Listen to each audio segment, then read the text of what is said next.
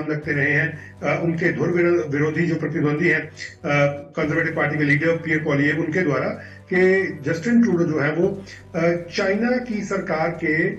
Admirer रहे हैं। वो कहते हैं कि चीन की सरकार को उनके जो प्रेसिडेंट है, राष्ट्रपति हैं शी जिनपिंग, उनके वो एडमायरर रहे हैं।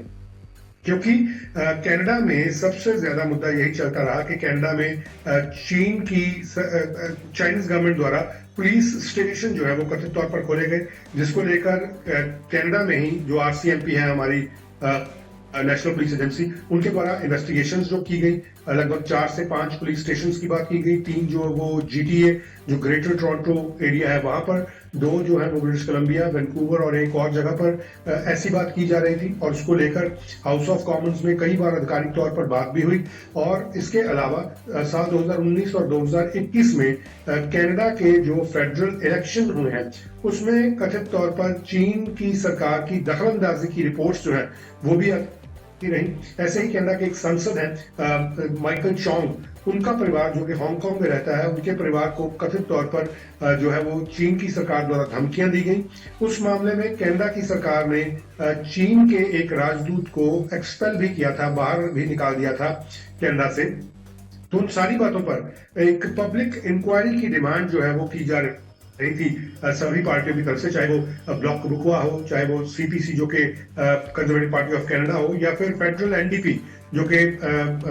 फेडरल एनडीपी जिसका इस एक किस्म का एक अग्रीमेंट सप्लाई एग्रीमेंट साइन हुआ है लिबरल गवर्नमेंट के साथ, जिसके लीडर जगमीत सिंह हैं। और उनके द्वारा भी पब्लिक इंक्वायरी की बात की जा रही थी। और पब्लिक इंक्वायरी जो है वो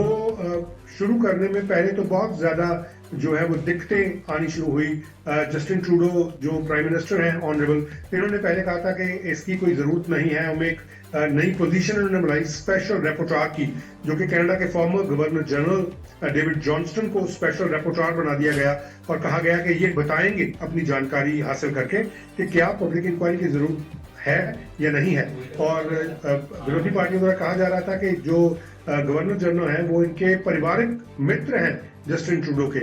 तो इस वजह से शायद वो ऐसी बात नहीं करेंगे कि पब्लिक इंक्वायरी की जरूरत है। और वाकई डेविड जॉनसन ने कहा कि पब्लिक इंक्वायरी की जरूरत नहीं है, जिसको लेकर बहुत सी चर्चाएं हुई, बहुत सा हो हल्ला मचा। जिसके बाद डेविड जॉनसन जो है वो कुछ महीने पहले अपने उस पदवी से, अपने उस पद से इस्तीफा दे गए, जिसके बाद दोबारा से ये बात आनी शुरू हुई कि पब्लिक इंक्वायरी होनी चाहिए, जिस पर अल्टीमेटली भारत में G20 जब समिट होनी थी, वहां पर जाने से पहले प्रधानमंत्री जस्टिन ट्रूडो सिंगापुर में थे और वहां पर उन्होंने ये बात कही थी कि जो उनके द्वारा बनाए गए नए पब्लिक सेफ्टी मिनिस्टर डोमिनिक लब्लांक, उनके द्वारा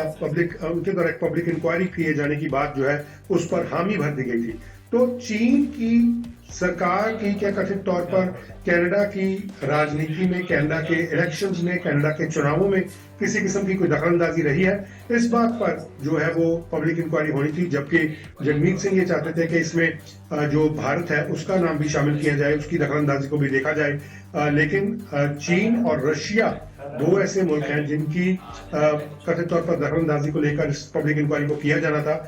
और इसमें जो ग्राफ उनका गिरना शुरू हुआ, चाहे वो महंगाई की वजह से था, चाहे वो हाउसिंग अफोर्डेबिलिटी की वजह से है, चाहे वो कुछ और रीजंस की वजह से है, जो कि कुछ आंतरिक मामले हैं कनाडा के, और उसको लेकर बहुत सी चर्चाएं चलती रही हैं। तो ये अगर राजनीतिक परिदृश्य से देखा जाए तो हो सकता है कि कुछ वो जो लोकप्रियता हासिल करने के लिए जस्टिन ट्रूडो की तरफ से किया गया ये एक उठाया गया कदम है। लेकिन कम्युनिटी के अगर इमोशंस की बात की जाए, कम्युनिटी की अगर एक तरह से बात सोची जाए, तो एक हिस्सा जो है समाज का वो इस बात को लेकर राहत महसूस कर रहा है कि जस्टिन ट्रूडो उनके साथ खड़े हुए हैं। और वो ग्रुप जो है वो खालिस्तान समर्थक ग्रुप है और डेफिनेटली उनको इस बात से राहत मिलेगी कि प्रधानमंत्री ने एक ऐसे पटल पर जो कि कनाडा का सबसे उच्च पटल है, जो कि हमारा कनाडा की संसद है, उसमें इस तरह का बयान दिया है और स्टेटमेंट दिया है। लेकिन उस स्टेटमेंट को डाइसेक्ट करना होगा, उस स्टेटमेंट को खोल के देखना होगा, डीकोड करना होगा कि उसके पीछे का तात्पर्य क्या है। खासतौर से जब वो कहते हैं कि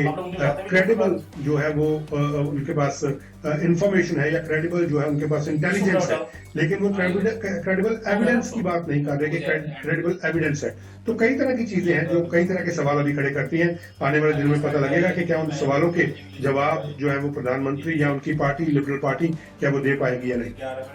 संदीप जी, देश की संसद में कोई भी देश हो, देश की संसद में किसी प्रधानमंत्री का इस प्रकार से बयान देना, इस प्रकार से आरोप लगाना, वो भी किसी तथ्य को उजागर न करते हुए, तो क्या इस पर सवाल मतलब नहीं बनता है, और क्या इस पर इसकी टाइमिंग्स पे सवाल नहीं बनता है, और इसके साथ ही इस प्रकार की बयानबाजी होना क्या कनाडा और भारत के डिप्लोमेटिक रिश्तों में कहीं ना कहीं ढील बनने का कारण बन सकती है? ये बिल्कुल सही बात है कि बनने का कारण नहीं बन सकती, बन चुकी है। कनाडा और भारत के जो रिश्ते हैं, उनमें जो दरार आ चुकी है, वो और ज़्यादा गहरी हो रही है, क्योंकि अभी कुछ महीने पहले तक कनाडा की अपनी इंडो पैसिफिक जो स्ट्रेटजी, इंडो पैसिफिक पॉलिसी उन्होंने बनाई थी कनाडा ने, उसमें 26 बार भारत का नाम लिया गया था एज अ क्रिटिकल पार्टनर, और चीन को डिसरप्टिव पार्टनर उसमें कहा गया था।